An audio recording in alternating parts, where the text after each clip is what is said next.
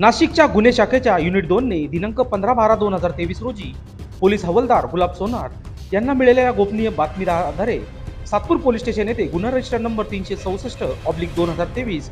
भादवी कलम 379 या गुन्ह्यातील चोरीस गेलेली हिरो होंडा कंपनीची शाईन मोटरसायकल ही इसम सौरव उद्धम मगर वय वर्ष 21 राहणार वाखारवाडी तालुका देवळा जिल्हा नाशिक यांनी चोरी केली असल्याने त्यास नाशिकच्या गुन्हे शाखा युनिट 2 चे पोलीस निरीक्षक रणजित नलवडे यांच्या मार्गदर्शनाखाली पोलीस उपनिरीक्षक संदेश पाडवी,